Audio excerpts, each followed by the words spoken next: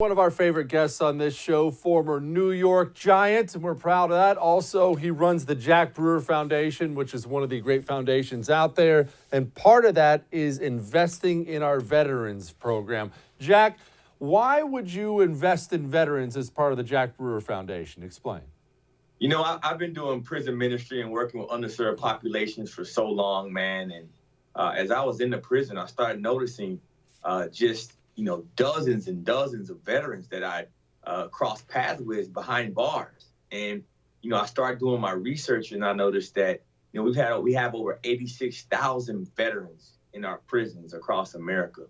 And that just wasn't right to me, man, because you meet these guys who, some of them had gone over and served in the wars and had served in the military. And, they had issues. They had addiction issues, drugs, alcohol abuse and all kind of things. But to lock them up for this long, I just felt it was wrong. And so I started to really try to focus my programming on this population in particular. And so, we went out and we launched a program. We raised some funds from the Canal Foundation, and we were able to start giving small grants to these inmates. We're teaching them about business, about investing, and we're helping them start a bank account once they get out of prison. So it's really been rewarding. But, every time I walk into the prison, I go every Friday, man, and I go teach them. Every time I walk into the prison and they stand up to salute me, I get this feeling, and I get the chills running down my bones, man, because I know these guys have served our country, yet they're going to stay in prison, and I get to go home to my family. God bless you for it, Jack. Jack, why do you think they struggle? Because, look, a lot of my buddies did. A lot of my buddies still do. I have a friend of mine just got out of state prison in California that I fought in Iraq with. And there's a lot, Jack. There's a lot. About half of them, I think, they kind of go sideways when they get back. You're the one who talks to them in prison. Why do you think that happens? A lot of them need support that they're not getting. When you have issues and you're facing addiction and those type of things, you need a support system. And, it's really similar to what we see in a lot of our adolescents that are going through issues, whether they're in homes where they're broken or don't have fathers. The guys that I get in contact with, they need that programming, whether it's that faith and character programming, whether it's those behavioral classes to remind them. But most importantly, it goes back to spirituality. If you can get these guys to really dive in to serving God, to serving humanity, and reminding them of the things that they learned when they were serving our country, being your brothers and sisters keepers, and really laying your life on the line for your country and for your fellow man. That's what Christ did. And so I always remind these guys that they are the true heroes.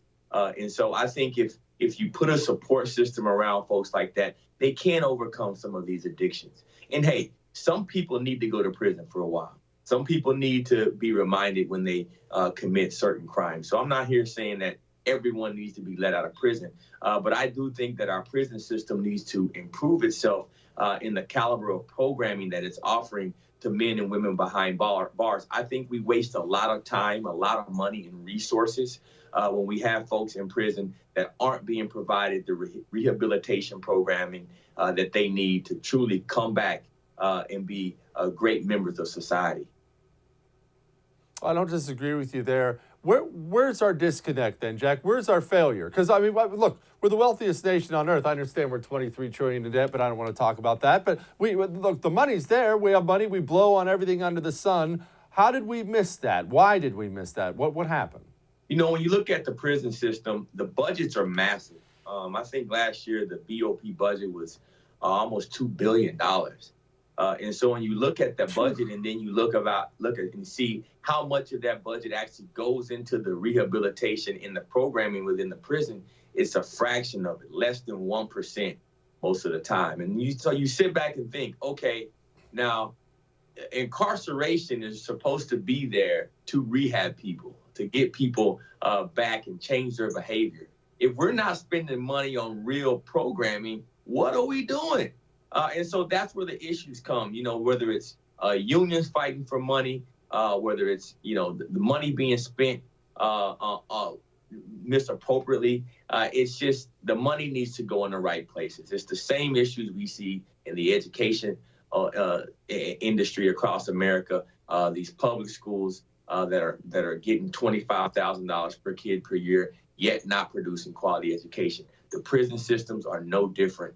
It's shameful, but if you go into most state prisons, they do not have sufficient programming. They don't have the job skill training. They don't have the trade schools that are offered there. Our programs now are preparing these guys to where when they get out, they're going to be ready for an interview. They're going to understand the general concepts of business. And we're also working with partners to be able to actually go into the prison and start doing job training behind bars. While we're waiting until these guys are getting out of prison, most states are giving them 25 or 50 bucks in a bus ticket to get home. But yet you're not training these same folks when we need a workforce right now across our country. I think we are really missing out on a big population that could help this country remain stronger and stay stronger. Hey, thanks so much for watching The First on YouTube. If you liked what you saw, go ahead and like and subscribe. You heard me. Like it, subscribe. You'll get a lot more of it and a lot more of me. Thanks.